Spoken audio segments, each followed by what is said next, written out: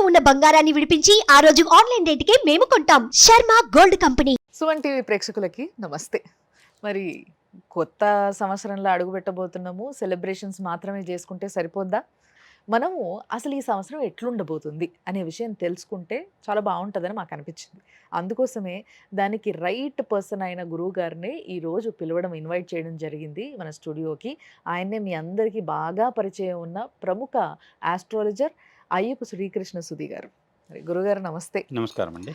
మరి కుంభరాశి వారు గత కొన్ని సంవత్సరాలుగా అసలు వైభవంగా వెలిగిపోతూ ఉన్నారు. మరి ఈ సంవత్సరం, ఈ కొత్త సంవత్సరం కుంభరాశి వారికి ఏ విధంగా ఉండబోతుంది? లేదండి, కుంభరాశి వరకు కొంచెం ఇబ్బంది ఉంది. హ్మ్. గత సంవత్సరం కూడా ఎల్నాడు శని. హ్మ్. కాకపోతే శని ఈ సంవత్సరం ఆర్థికంగా ఇబ్బంది పెడుతున్నాడు. ఓకే. అలానే గురుడు కూడా హ్మ్. అర్ధాష్టమంలో ఉన్నాడు. హ్మ్. అర్ధాష్టమ గురుడు ఏదో రేపు జరుగుతుంది మనకు అనుకూలమైందంటే అది అసలు లేకుండా పోయేటువంటి పరిస్థితి. అంటే రేపు అనే ఆశ లేకుండా పరిస్థితి క్రియేట్ చేస్తుంది. ఓకే. అదే కొన్ని సంవత్సరాల వరకు మనకేం ఉండదు. అందులో ఏంటంటే వీళ్ళకి కొంత సహజంగా మిగతా రాశులకి కుంభరాశికి ఉన్న తేడా ఏంటంటే కుంభరాశిలో ఉండేది బద్ధకం. హ్మ్. దానివల్ల ఏంటంటే వాళ్ళు ఆలోచిస్తారు, సలహా ఇస్తారు అన్నీ, కానీ వాళ్ళు చేయాల్సి వచ్చేసరికి హ్మ్. రేపు చేద్దాంలే అని అనుకుంటారు.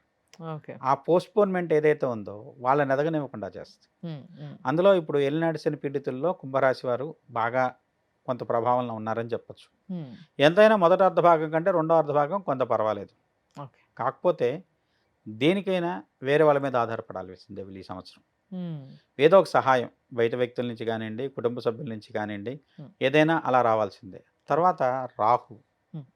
రాహు ఈ రాశిలో ప్రవేశిస్తాడు.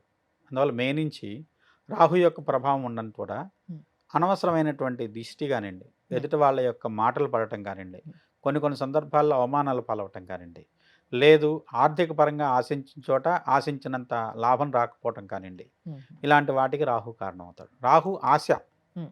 అతి ఆశకు పోతారు. ఓకే. అంటే కొండ నాలుగు మందేస్తే ఉన్న నాలుగు పోయిందంటారు చూశారు. హ్మ్. అలా వీళ్ళు ఏదో ఆశిస్తారు. అక్కడ అసలు దానికి కొంచెం మినిమం రిజల్ట్ కూడా రాని పరిస్థితుల్లో హ్మ్. వీళ్ళు చాలా వస్తుందని ఆశపెట్టి కూర్చుంటారు. ఓకే. అలాంటివి కొంత ఇబ్బంది, నిరాశాజనకమైన వాతావరణాన్ని కల్పిస్తున్నాయి. హ్మ్. హ్మ్. తర్వాత అనారోగ్యాలు, హ్మ్.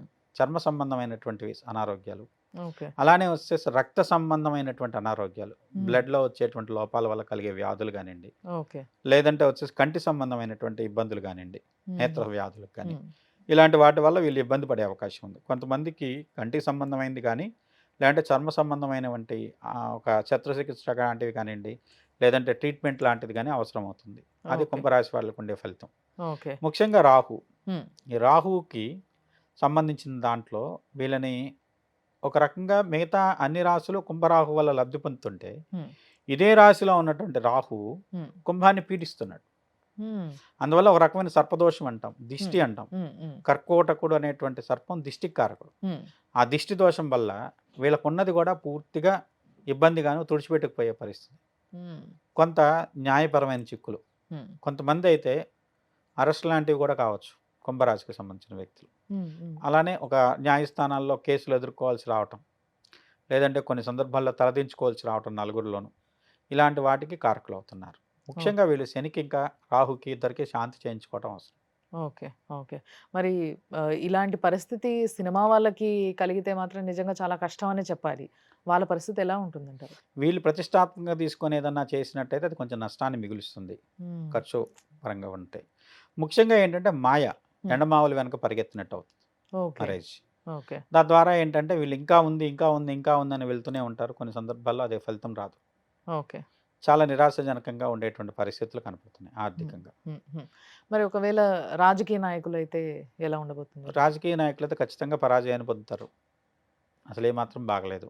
ఓకే. ఈ సంవత్సరం మీకు పరీక్షా కాలమే. హ్మ్. కాబట్టి ఎక్కువ ఆశ, లేకుంటే వచ్చే ఒక ఉన్నతమైనటువంటి ఆలోచనలతో ముందుకు సాగటం కంటే, కొంత కాలం మీది కాదు కాబట్టి వేచి చూసే ధోరణి అలవర్చుకుంటే మంచిది. ఓకే. కొంచెం ఒకవేళ ఏదైనా ఆలోచనలో ఉన్నట్టయితే ఈసారి పోటీ చేయాలా? వద్దా? వద్దా? అనుకునే వాళ్ళు వద్దు అనుకోవడమే బెటరు అన్నట్టుగా ఉందన్నమాట. మరి విద్యార్థుల పరిస్థితి ఏంటంటారు? విద్యారంగంలో ఉన్న వ్యక్తులకి గురుడు కొంత అనుకూలమైన ఫలితాలు రెండో అర్ధ భాగంలో ఇస్తున్నాడు. హ్మ్.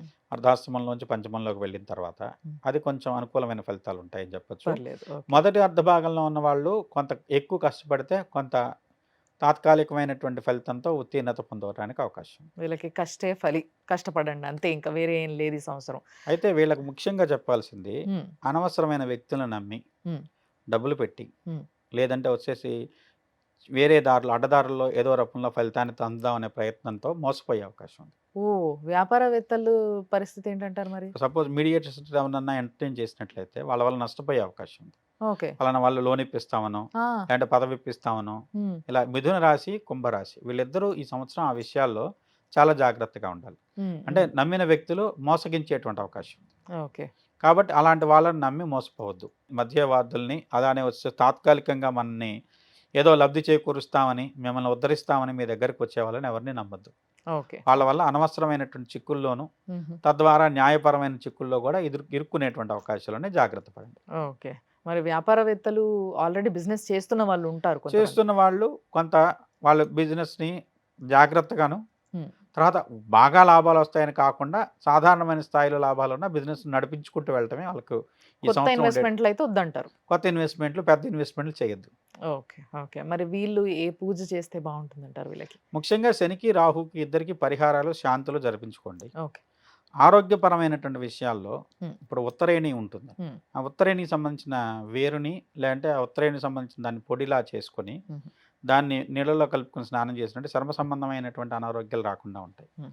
అలా నేత్ర సంబంధమైనటువంటి అనారోగ్యాలకు వీళ్ళు వచ్చేసేసి ఒక రకమైనటువంటి అమ్మవారి ఆలయంలో హ్మ్. పండ్లు, మంచి తాజా పండ్లను దానం చేయండి. అవి హ్మ్. ఏవైనా కావచ్చు. హ్మ్. మీకు నచ్చిన పండ్లను దానం చేయండి. హ్మ్. అది కూడా శనివారం, సోమవారం రోజుల్లో చేసినట్లయితే హ్మ్. కొంత అనవసరమైనటువంటి వ్యాధులు, అకారణమైనటువంటి అనారోగ్య సమస్యలు రాకుండా మిమ్మల్ని కాపాడుకున్న వాళ్ళు అవుతారు. ఓకే. కాబట్టి కొంచెం కుంభరాశి వారికి కష్టంగానే ఉంది.